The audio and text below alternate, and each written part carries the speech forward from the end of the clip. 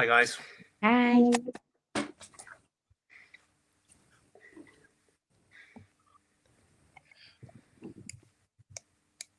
How is everyone? Yeah, good. So just all relaxed now.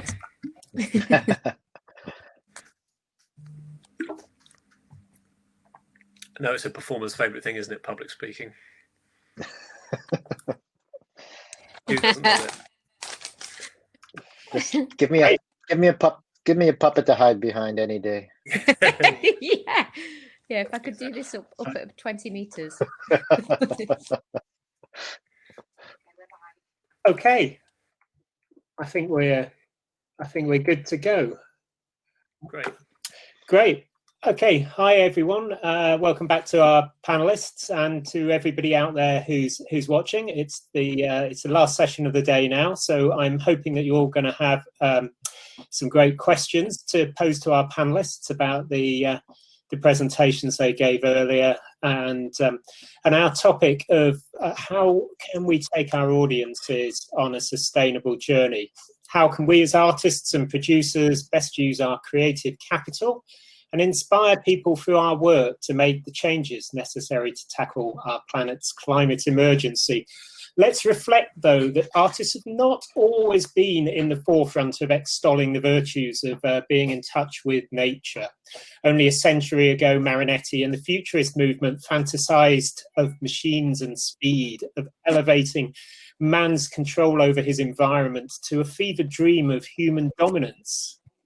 So now, 100 years or so later, how can artists instead play their part in restoring a more natural and sustainable order, reframing the way that we view society and culture, perhaps in some of the ways that Alison talked about in the first session of today, so that we see our relationship to nature differently and use culture not for dominance, but as a force for good in averting planetary tragedy.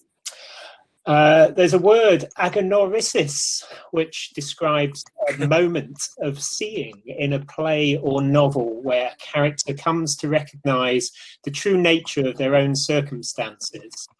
In a comedy, this situation is redeemable. In a tragedy, it's too late.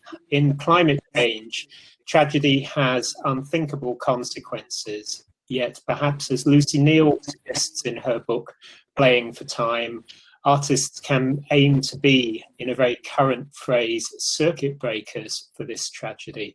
So how can we make change to work to change the world, or at least to change thinking? How do we take our audiences on this sustainable journey? We're going to go into picking up some questions from the audience. So the first question is one for Andrew. Andrew, there's a question here about the idea of future ancestors being very interesting. How can we pass across the knowledge and learnings about sustainability to future generations of makers? Oh, that's a very interesting question. So, I mean, we as artists doing outdoor, I think we have a sort of a privileged position, but also a sacred duty, because we're telling stories, and we could be telling stories from looking back from the past and into the future. I mean, we're creating the vocabulary and the context of what we're talking about. So I think there is a way. I like the idea of short-circuiting, because I think if we're doing our craft correctly, we are getting the attention of the audience. And when we have the attention of the audience, whether that's through amazing visuals or music or dance or what have you, we have the audience's attention. Once we have that attention, what do we do with it?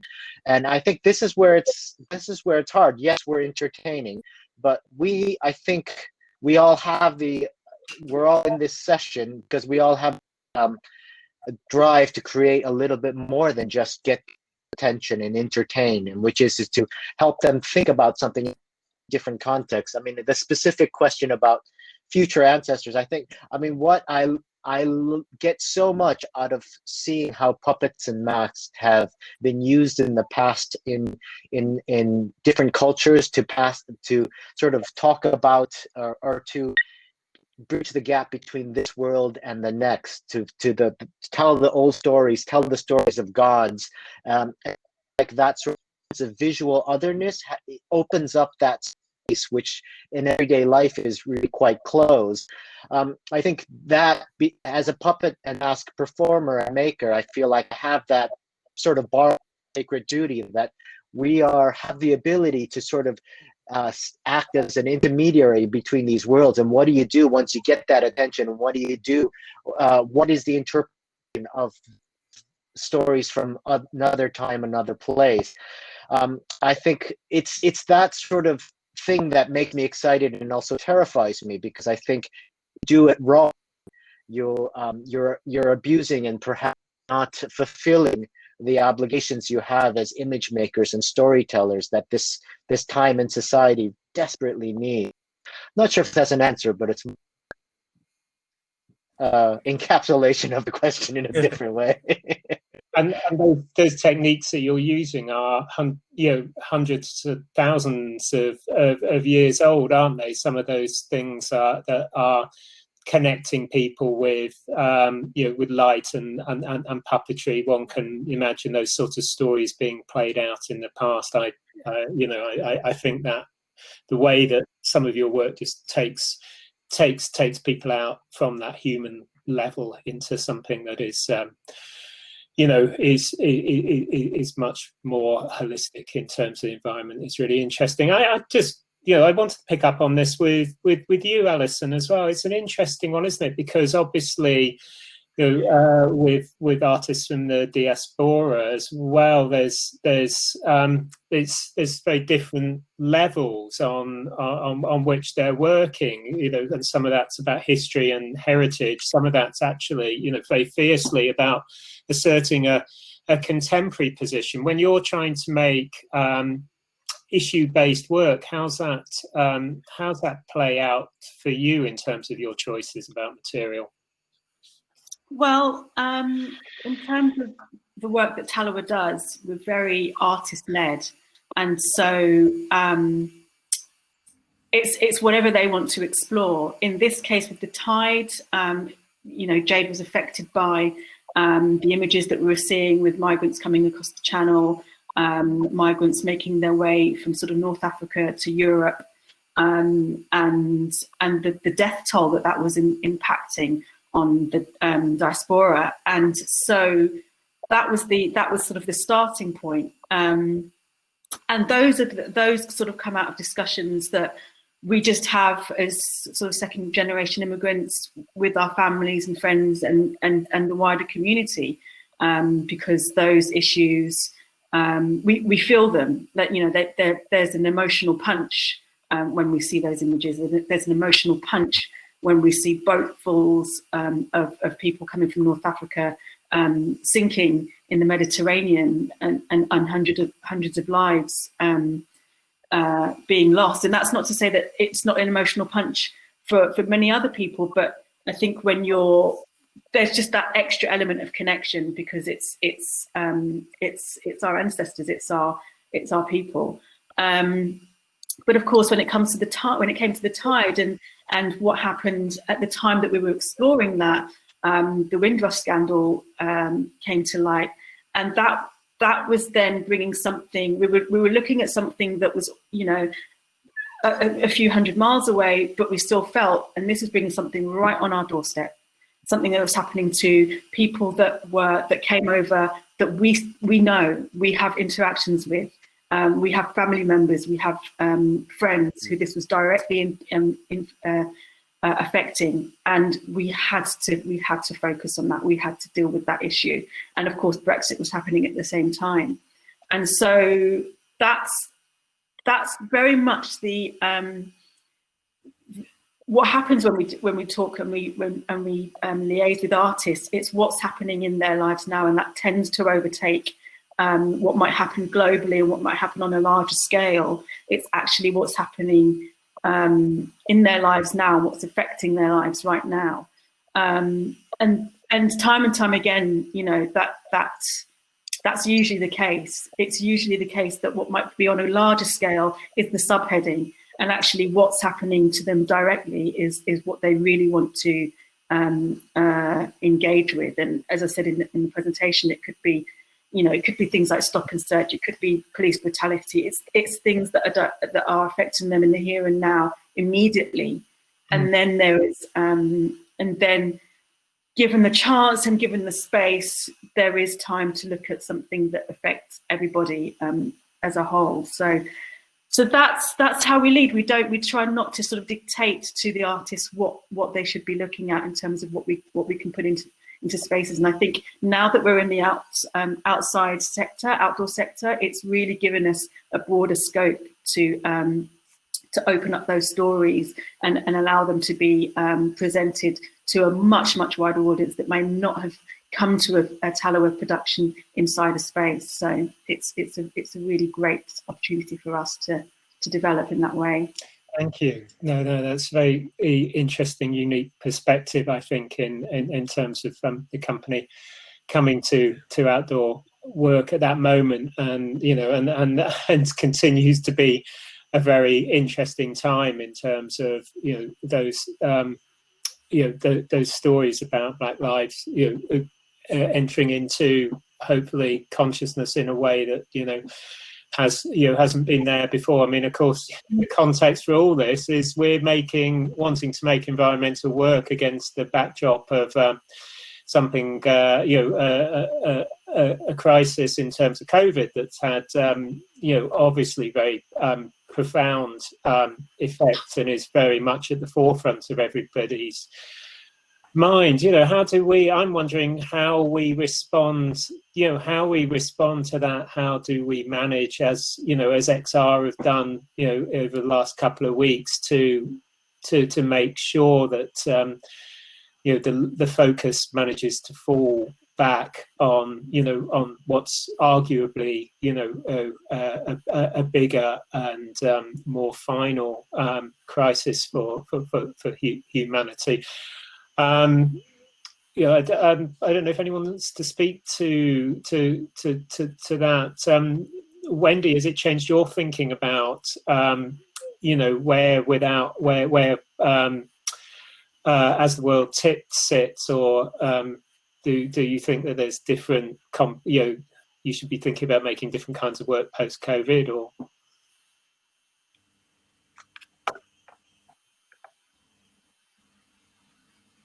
Oh, sorry, you're muted, I think.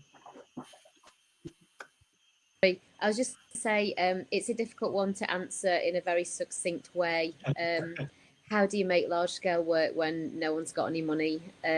Is there a stage for large-scale work anymore? It really, and you know, I have to say, in all honesty, those conversations were happening before COVID. But they're even more relevant now, and they're happening. It is very much a reality. Well, you know, it's been 10 years since we created As the World Tipped. We are starting to create. We've been trying to create the next large-scale show for some years, and we've been doing so with trying to consider the impact of sustainability issues. We've been trying to kind of take that on board in order to do the next show. So, for example, just to be really honest, we've had 2 failed attempts at trying to use the As the World Tipped wall, using 2 different themes. And we have spent money and invested time and lots of people's time on trying to create another show on that wall, so that we were being clever and not using up any more kind of paying for things. You know, we've been talking a lot about how people are reusing things, so we were just trying to reuse the wall to try to create another show, but it just simply didn't work. And then so where we're at the moment with this new show is that we're trying to disassemble the As the World Tipped wall and make a different structure using the same kind of things. So we're essentially in the same position, but it wouldn't look the same, if you know what I mean. I think it's going to be an ongoing conversation. I know that when I'm talking about Wired Aerial Theatre as a whole, as a company, Now we're talking about sharing back offices. We're talking about being resourceful. Well, we've got trust. Well, you've got lights. And we're really talking about sharing things an awful lot more, which is actually conversations that I'd started to have a long, long time ago. But I don't think people's ears were open quite as much as they are now. And so I'm enjoying the conversations of resourcefulness and saying that in a city such as Liverpool, that we've got several companies that all do outdoor work, that there might be a way of sharing things and being much more resourceful than actually going out and buying stuff that you don't have. You know, it makes sense. So is there a place for large scale work? That's kind of like a much bigger conversation. But fundamentally, if there is going to be large scale work, and I do think that it still has the impact. What I love about large scale work is the message, the size, the spectacle, the way that our work can go really close to somebody up high.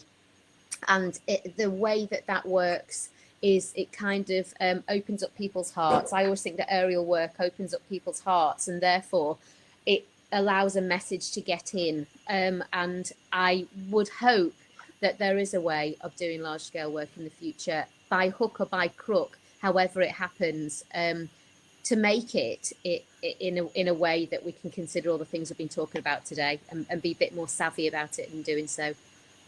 Thanks, Wendy, and that's great, because you've answered one of the questions I think that came in about talking about what was the impact of Wired show and how audiences responded to it. Is there anything that you've collected along the way that allows you to actually kind of document that audience response? Do you know that's a massive thing with our company, is the fact that now we're embarking on a new large scale show. One of the really big kind of things that I regret is that we haven't done that enough. I mean, in my defense, and I don't want to say that because I should have been much more grown up about it, but 10 years ago, and this being our first large scale show, I was very green in a lot of ways. And obviously I'm 10 years on now, and I'm constantly looking for data to back up arguments about why this is a great thing to do. You know, I go back to a long time ago when Maggie and myself were pitching the idea of As the World Tipped to a consortium. And this one festival director stood up at the end of the whole thing and he just said, why? And I often go back to that sensation, because at the time I was like, oh, why? I don't know why. But actually now I'd love to have a conversation with that person, because I'd like to talk to them about all the findings I've had. And I know why. I know that, you know, we've done over 70 performances. We've traveled it all over the globe. The message has been spread far and wide in a visceral sense. And I feel that if you add up the amount of people that's seen the show, that's why, because the message can come through like that, in strength, in that form. Yeah, I could talk round in circles, but yeah, hope that's answered some of it. That's great, thank you. It's obviously, you know, that question of balancing the impact with the practicalities. Sustainable impact of creating that show has obviously been something that has followed you through those 10 years and is still really influencing your thinking about where things go. And yes, as somebody who's created large scale shows recently, I think that's a question which, as you say, does deserve a whole session of its own at some point. I mean, I'm a great believer in that. There's just the way that those kind of pieces can create transcendent experiences for huge numbers of people. But as you say, they're getting increasingly difficult. Can I just say one more thing, just very quickly? Yeah. What I absolutely love is that at the end of every performance, we have a whole variety of people that have to, they just want to stay, and they applaud us as we come down out of, it takes about 20 minutes, and they all wait there and they applaud us as we get down to the bottom. And we have the vast array of ages, from really small children that say how much they loved it and how they're going to talk about it at school and what it means to them. And then you've got the all the way to the other end of the spectrum with really very elderly people that come and they say they've never seen anything quite like it. And I just think there's that shows that it goes to every level, and therefore the message is disseminated in such a wide way, you know. Great. Barney, can I come to you with that question of the message which Wendy touched on there? You know, obviously, as the world tipped a profoundly shocking show in terms of the calamity that it depicts. I think you were saying in some interesting things about ways that there might be to have new types of message, new types of conversation, that there might be ways to without icing everything over and pretending it's all in Alison Tickle's words, jolly. You know, how can we create these meaningful conversations that aren't necessarily just about shocking people? Yeah, well, I think it's something I mentioned towards the end of my presentation. It's really, I think the time has come now, really, across many factors of how we live in the world, for some radical thinking. And I honestly think we do just need to challenge this idea of what people consider to be climate change, or what comes under the umbrella of climate change. Because I just feel, and I'm guilty of this as well, like I'm very numb to the images that we see of a polar bear, single polar bear on an ice cap, or wildfires out of control. It's become so commonplace that it's lost a degree of meaning, because you can empathise with it without there's still that distance there. And I just think we could gain a lot of ground by sort of personalising what climate change is going to mean for people. And it does tie into a lot of huge things that are happening in the world at the moment, like coronavirus, the Black Lives Matter movement, the Me Too movement. Like, it encompasses so many things that I think there's other ways into the conversation about climate change, rather than going, climate change is terrible, it's going to destroy the world. It is, but obviously you're not going to catch many people's attention with that, because obviously there's a lot of negativity in the world already. There's a lot going on. So it's kind of finding ways in that with more personal stories, I think. Yeah. Because everything connects together, and it's also part of, reconnecting with nature is such a huge part of it.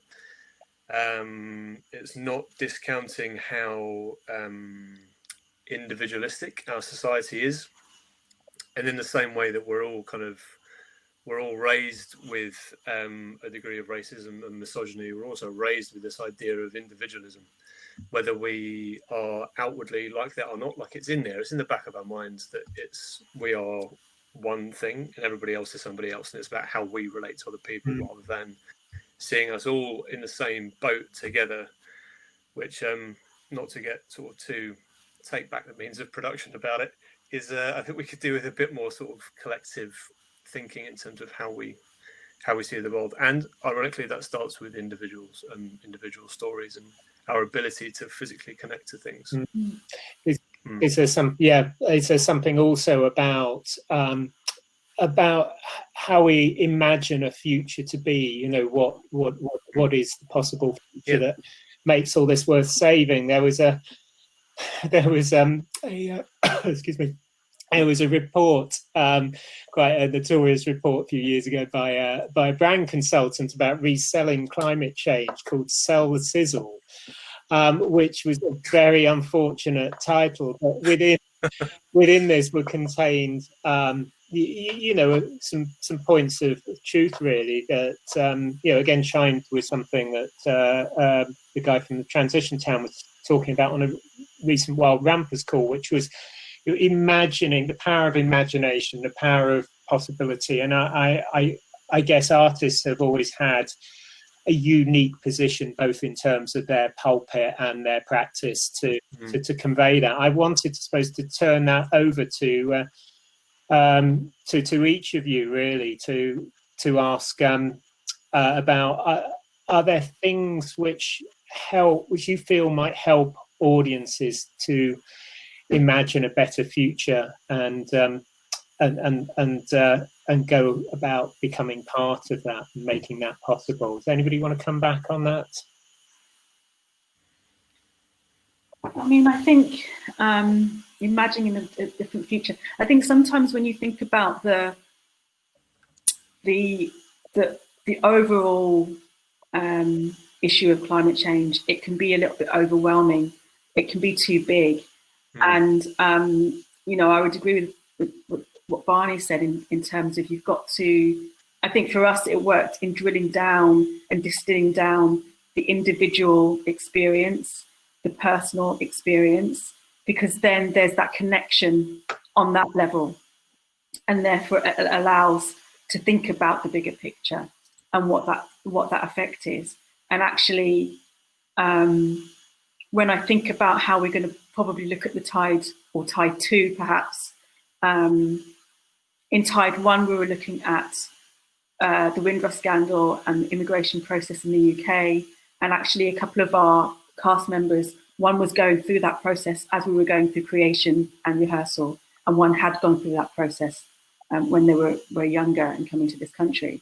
And I think looking at Tide 2, when we really do drill down about the people sort of risking their lives, making it across seas to get to a better life, it's not always about conflict that they're escaping, but it invariably there are times when they are leaving because of the impact that climate is having on their livelihoods, on the crops that they're trying to grow, on the places that they're living, and they're escaping for a better future. And I think drilling down to those personal stories help. You know, I link it to, there's been a series on BBC4 recently about Africa, the African Renaissance, and there's been a program before that that's gone out where we've been looking at different ways that people have been living in Africa, and how one man who was gathers salt, sea salt, was sort of being paid something like $1 a day, and he couldn't survive, and he was and so he left and migrated through North Africa to make it to Europe, and he was turned away almost at the last minute. And that was such a sucker punch when I listened to his story, because it's like, I'm making the connections now because I'm hearing his personal story. And I think that's the way, or that's a really good and strong way to get these stories across of the bigger picture, because sometimes it can just be too big. And I think imagining what it's like for people will help us imagine how we then collectively can come together to make a change. And that's just from my experience when we were developing the Tide, and how we're going to develop the next version of the Tide. Thank you. I'm really looking forward to seeing that. I wonder if there's other people who Andrew, do you want to respond to that? Yeah, I'm just sort of chiming in with what Barney and Alison have already said, which is that I think it's what we need to do is sort of tap into the empathy of Barney had talked about this, and I talked about this as well. But I think when we create the content, we really need to find that place in our hearts which what moves us and what not move us, and let's just dissect that, and let's find that moment, and then let's use all our experience and all our craft to bring that kernel of an idea, that heart of an idea, and let's use all the things that we have at our disposal to sort of amplify that and make people feel that in perhaps a way that they haven't used to see. We have to be the antidote to social media and 24/7 news information, because inundated with information, and so it's so hard, it's so easy to turn off our hearts. And what the art do is that asking you not everything, not to take all that information. It's too much information. Take this one essential story of this one person, or this one extracted person, which is a conglomeration of 100 stories, and let's see what that feels like to be that person, to go through that experience. It's done with all the stuff that we could do, and all the creativity that artists could do it. Can't leave performance on you've gone through that personally, then perhaps intellectually you will change just that little bit. That's, I think, the best we can hope for as artists. Yeah, great. I agree. Does anybody else want to say anything to that point about harnessing that impact, that positive impact?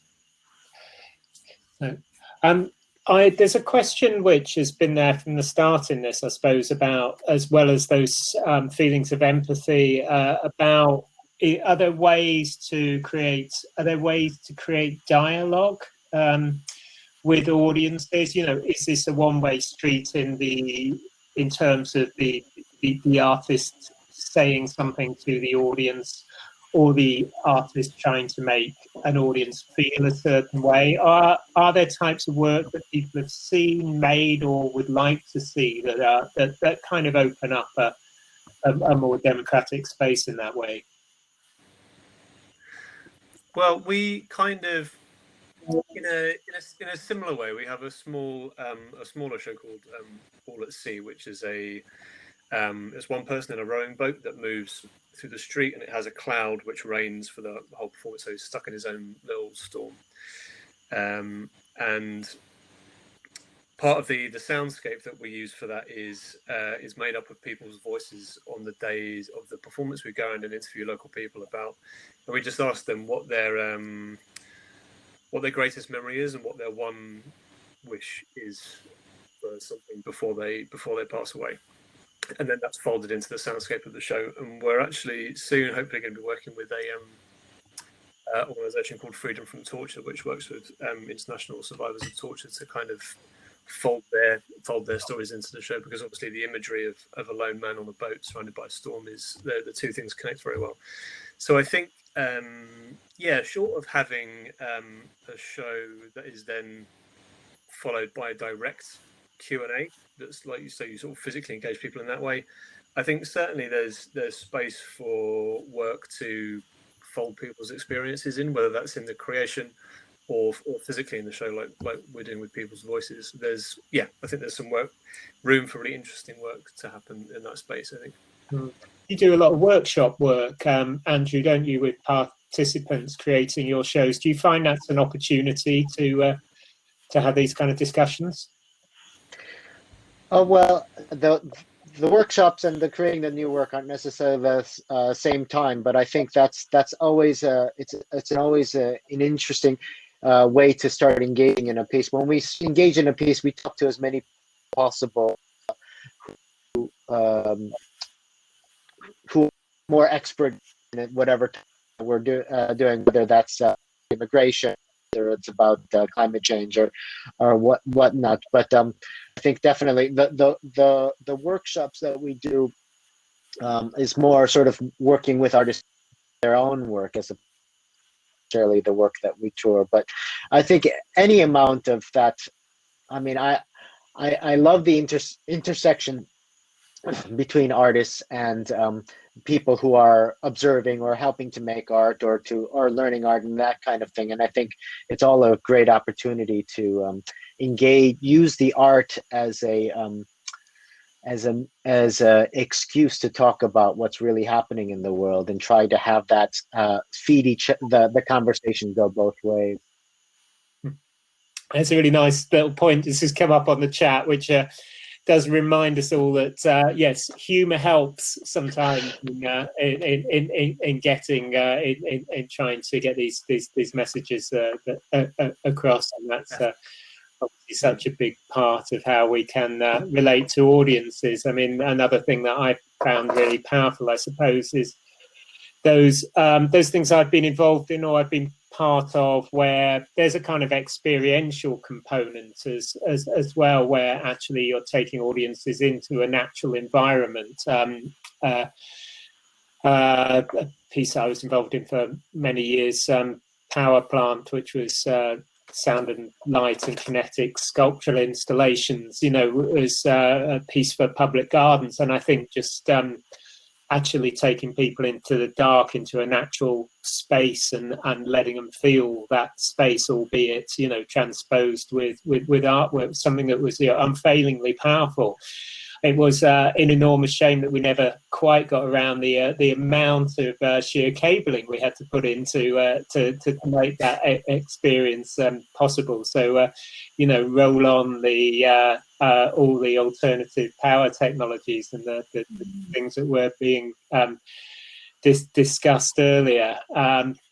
But I'm quite interested in, we've probably got a fair few festival programmers out there listening. Are there artists are obviously making work for all sorts of reasons, but inevitably one of those reasons is they're making it in response to the shape of the opportunity, of the presenting, commissioning context, etc. Are there things about the way that festivals commission or present work? Are there that could change to support more work around climate change? Either it can set, either thematically or in terms of just the practicalities of how festivals programs are structured. What would the artists here like to have an opportunity to do within a festival context that perhaps doesn't exist at the moment? Maybe start with Wendy, because we haven't heard for a few minutes.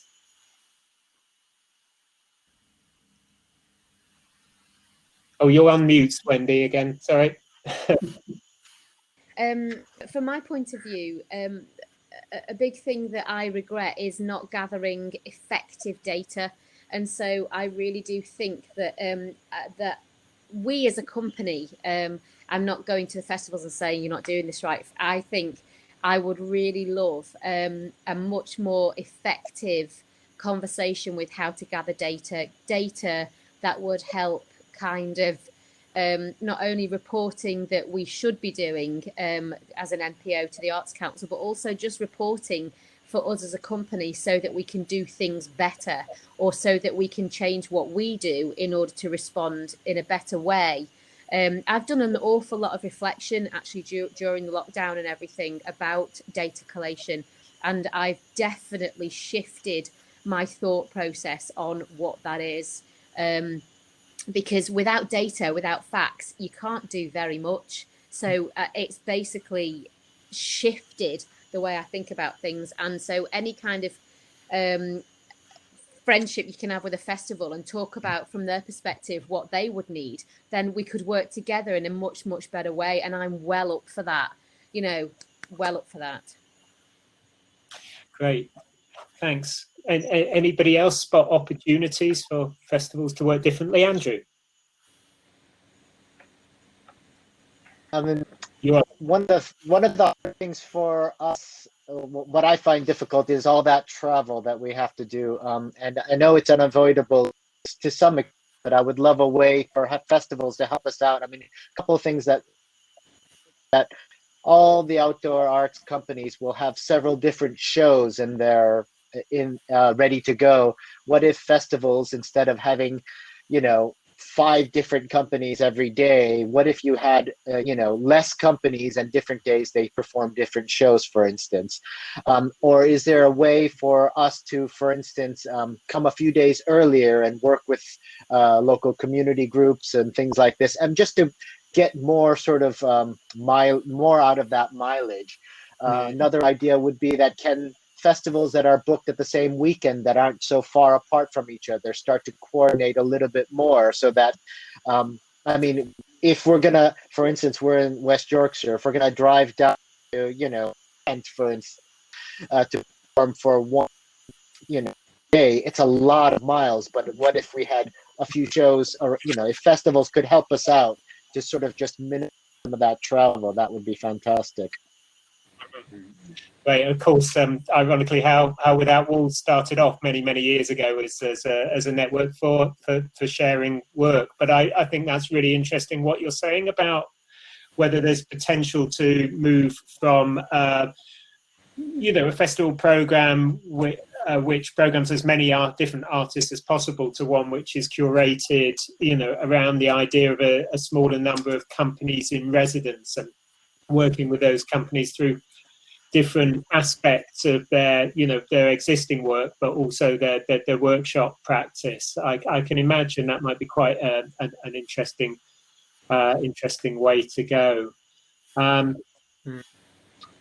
Any other opportunities there in terms of how the landscape works or might work differently for making this type of work? I think there's definitely room for, and again, I don't know, because I'm not operating at that level of organising festivals and that kind of thing. I don't know if this has already been thought about or attempted, but I think this idea of partnering with organisations or institutions that are sort of actively on a climate change issue like green energy or renewable materials or manufacturing or something like that, I think there's room for some discussion of partnership there, especially if it's a range of festivals, because they're always science communicators are very keen to try and get their message out to people basically in any way that they can, because people have a hard time taking it all in. And art, from my experience of working at with Pontio in Wales, is all the scientists are always very keen to get involved with art and collaborate with artists, because it helps them transpose their message and their work in a different way. So I think there's, I mean, again, I don't know if it has already been attempted, but I think if we looked at it as like, because obviously so many of the festivals in the UK are connected.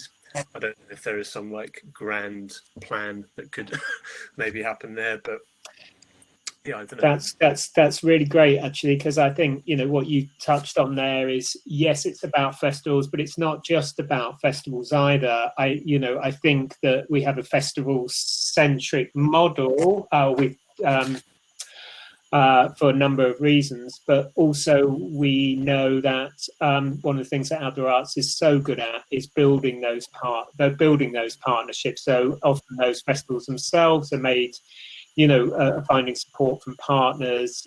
There's also things that are events which there's been produced with non-art partners. There's been a great bit of work recently that Build G and Activate have done, which is working with the National Association of AONBs. So looking at where they've got an agenda around conserving, not just conserving the natural landscape, but facilitating access to that landscape and inspiring audiences in their connection with that. So that's a great example of how at a national policy making level, the arts and environment organisations are working together. We're just coming to the end of this, session now, but I think that's somewhere where the future, the future hopefully will yield some opportunities, however difficult it becomes in the cultural sector post COVID, and of course, it would be impossible to talk about art and environmental change without messages for environmental change without referencing Extinction Rebellion and the just the incredible work that art has played, incredible role that art has played in that movement, and the work that artists have done, outside the support structures of commissioning and festivals and all those things, which are very easy to take for granted, but actually using some very, very powerful techniques there to place climate change first and foremost in the minds of the public. I think we're right on the wire now. So I don't know if there's anything. Is there anything from any of the panel which you feel you'd like to say before we wrap up here? Are there any particular pieces of work that any of you have seen which you just want to mention because they're doing some of those things that we've talked about as being so important? And if not, then Well, I think maybe not yet. I think this is maybe the point, isn't it? Is that everything needs to be like thought about in a bit of a different way now going forwards, and especially with who knows what's going to happen or the ramifications of COVID-19 will be if and when it goes away. So it's also imagining how, because we've had to do this as well. Like we're primarily an outdoor arts company that can't do the one thing that we say we are. So how, as artists, what other strings can we pull on to keep creating and keep sharing stories that, you know, directly kind of touch people and get people thinking? Yeah. Great. Thank you, Barney. Thank you, Wendy, Andrew, Alison. I would thoroughly recommend that everybody gets out to see As the World Tipped, and Talawa's Tide, and Akrishu's wonderful work as well. Now I'm going to hand you over to Rowan Cannon to bring the day to a close. Thank you. Thank you, Simon, and thanks everyone. Thanks. That was a really great session. And today has been a real beautiful set of sessions. I'm coming away so inspired and heartened. I felt like lots of the power of the conversations came from the breadth today of the conversations and the shifts between the real talk about the immediate, practical and visceral elements of our work to the much broader, more philosophical and more conceptual. I felt that the speakers have been so present and so open, and there's been so much talk of working together more closely to think of different ways in which we can talk about these issues in open forums like this. And I think it feels very much like we're on the way to more of a deepening and more of a democratization of the conversations we've had today. I personally feel so lucky to be part of this sector right now. I think in a time when we're all feeling such fear and isolation that the climate crisis and everything surrounding it brings, I think to be part of this collective endeavour with the artists and organisations and sector organisations that have been participating today, it really feels like it's a collective sharing with a group of people that I think we're quite lucky to be part of. So I feel really heartened to be here and to be part of this conversation. I'd like to say an enormous thank you, of course, to all of the speakers, the panelists, the discussion participants. It's been such a great set of conversations, and I'm hoping that those conversations will go on and have lives beyond today, of course. Thank you to all of our attendees. Thank you hugely to the teams at Without Walls and Extracts and Wild Rumpus, who've worked really hard, especially behind the scenes with the technology to make today work. Just to remind everybody that all of today's content has been recorded, not just the video and the audio, but also the captions, and it'll all be made available following today's live events. And also that for some artists, this is just the start of the Creative Lab this week. After today's symposium, we're moving on to a residency with a smaller a number of artists who are going to be continuing the work informed by some of the conversations we've had today, and will be sharing their progress and their findings as they kind of put some of these elements into practical use too. And that this Creative Lab programme forms a part of an ongoing programme of work addressing sustainability of the outdoor arts sector, which is a commitment that we as Wild Rumpus share with Without Walls, and we are so pleased that so many of you today have kind of come and joined us in this part of our journey. We would love to hear what you've thought about today and about the conversations that we've had. There'll be a survey that will come out by email to everyone who's registered the event, and it would be amazing if you could see your way to filling that in and sending it back to us. Thank you all. It's been a really great day, and really looking forward to continuing these conversations in all of the different networks and forums that we're part of, and seeing where this can all go. Thank you.